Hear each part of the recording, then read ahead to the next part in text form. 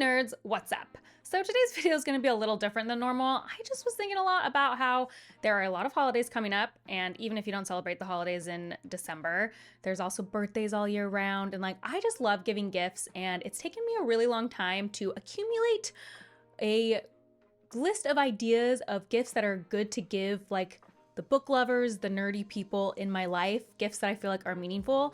And I know it's kind of hard to come up with them, so I thought I would share some today. I thought this was a good time with all the holidays coming up.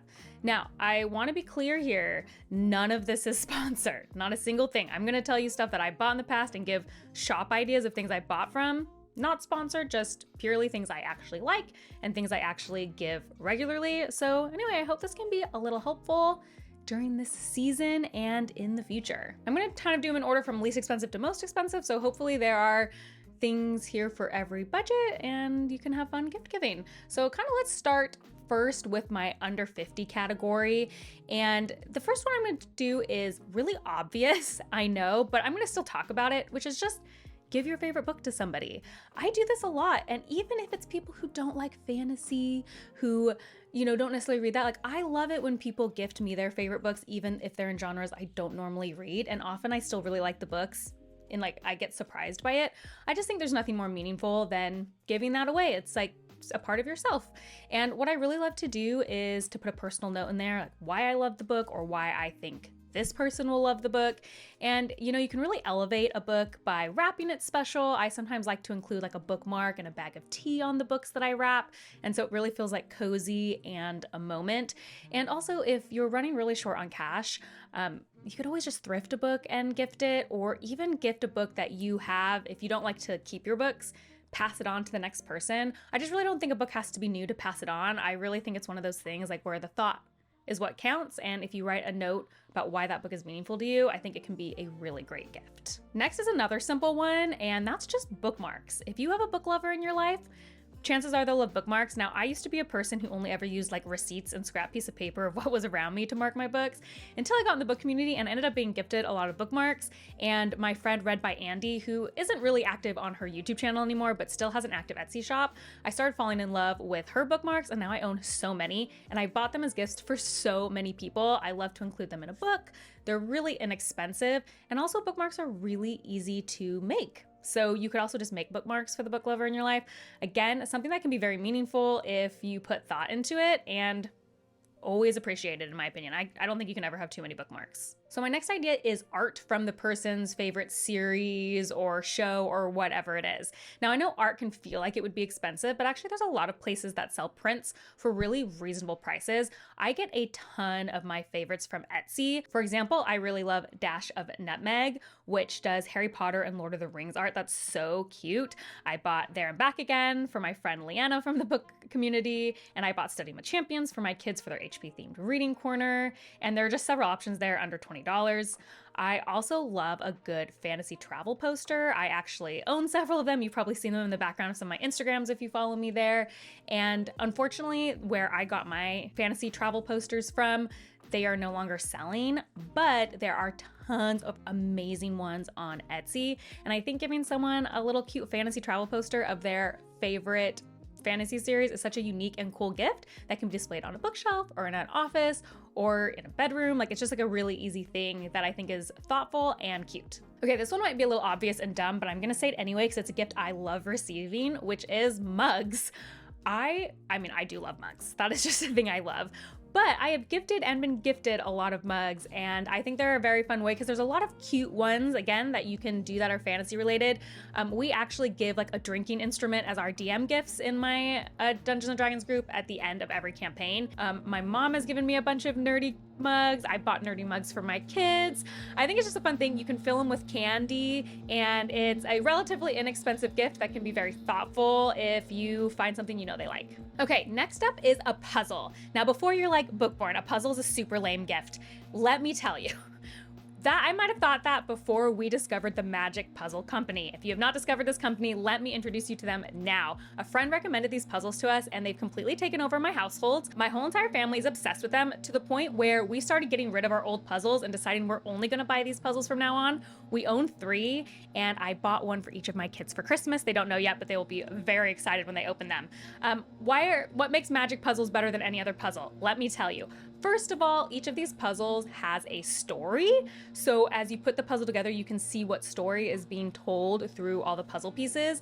And they are magic puzzles because at the end, you get to move the puzzle and open it up and create a new spot in the middle where you put together another mini puzzle that fits in there perfectly and is the conclusion to the story that the puzzle is telling.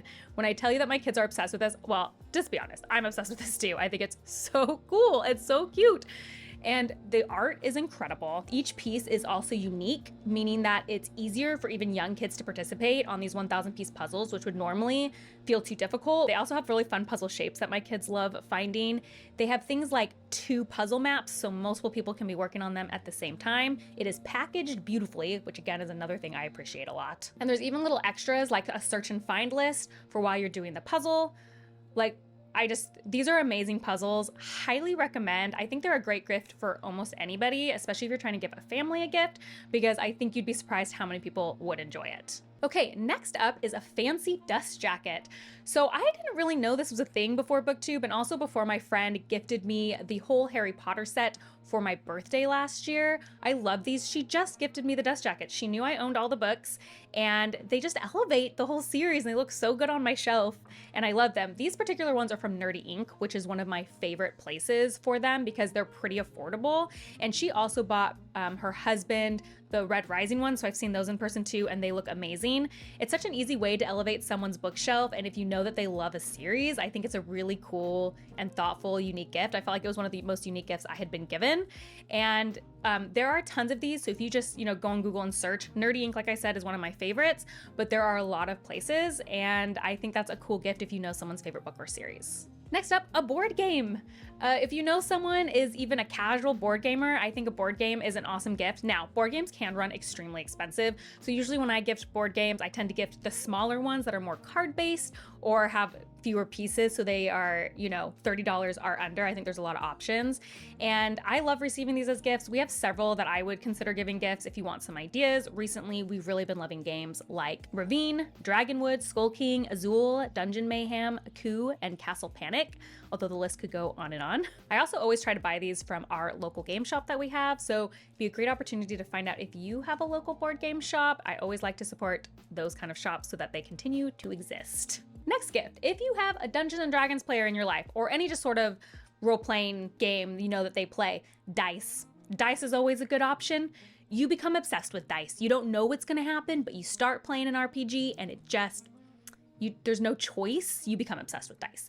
Now, I do realize dice can run very expensive, especially if you're buying a full set. So I always recommend you can buy just a D20 if you're not familiar. That is a 20-sided dice that is generally in most RPGs the most rolled dice. So most players love to have a lot of different options for them. So if you just buy that, it tends to be cheaper because you're just buying one dice, and there are so many great options. I'll flash them on the screen where I bought some before, mostly off of Etsy, but there's some other great websites. Okay, so let's move on to slightly more expensive gifts. I would say between the $50 to $100 range. If we're continuing on with our Dungeons and Dragons friends, you could buy them a dice holder. That's a gift that both me and my husband actually gifted each other at different times. Mine is from Elderwood Academy and I'm obsessed with it. I bought his, unfortunately, from a company that is no longer making products, like they don't exist anymore, but there's a ton like his on, again, Etsy, or if you just search the internet, you can find a lot of different great companies doing this. Probably one of the best gifts that we've given each other. We really love it. It's such a cool way if you know that your friend doesn't have a way to hold their dice. It's a very unique and thoughtful gift. Okay, and also you could buy them a special edition of a book they love. Now, this one can obviously get extremely pricey, but there are a lot of special editions I find between like the $70 and $100 range. If you want to spend that, it could be a leather bound, it could be one with fancy sprayed edges, or you could get them a signed book. Now, with signed books, they don't always run very expensive, but it is luck-based. So you might just luckily on Barnes & Noble or at a local bookstop find a signed book, and if they like it, that is like a great option. So that is luck-based, but you can try to look for events in your area or online or on eBay to see if anyone's selling signed books of your friend's favorite. Okay, and finally, gifts that are over $100. Now this is like a very specialized, obviously. Maybe you are giving a gift for a significant other that's really important, or maybe a wedding gift. I know like probably for the average holiday, you're not spending this much on a single person, but in case you are, I do have a couple gifts in this category. The first one I wanna say is custom art. One of my most meaningful gifts that my husband ever gave me is he asked an artist to draw our family as D&D party. So I am the dungeon master, he's the paladin, our son is the ranger, and our daughter is the wizard. This was given to me several years ago when my kids were younger. And I just love this piece of art. It's actually just always a little off screen behind us. And it was just a really cool, meaningful gift. And so I just wanted to put that out there. Having something custom drawn, I think is very fun. Obviously, artists are going to vary a lot. So I see maybe as low as $80 for a custom illustration to obviously hundreds of dollars. But if you search around for the right artist, I think you can get it done for about $100. And finally, my last one in this category is wooden fantasy maps. This is actually something both me and my husband have gifted each other. 2 years ago for my birthday, he gifted me this beautiful wooden Wheel of Time map that I'm so obsessed with. It is such a showstopper. Like everyone asks us about it when they come into the room. And I loved it so much that when my husband hit 1 million page reads, and also as like a combined Christmas gift because it was right around Christmas, I actually had the same company build us a custom wooden map of his fantasy series Threadlight. And so I love it. They're hanging side by side in our office right now, and I love them. Ours are from a shop called Custwood. We just love this company so much. But there are other companies you could look for and, you know, find things like this. But it was a very meaningful gift. We love it. It's beautiful and would be great for a book lover in your life. Okay, there you go. There's my gift giving guide for your book lovers, your nerds in your life. I would love to know if you have go-to gifts that I didn't mention here. Please comment below. I would like the ideas personally. If you like this kind of videos, please like and subscribe. That is the best way to support me. And if you want to see what I'm currently reading as well as other nerdy rants, you can check me out on Instagram at bookborn.reviews. I'll see you next time. Bye.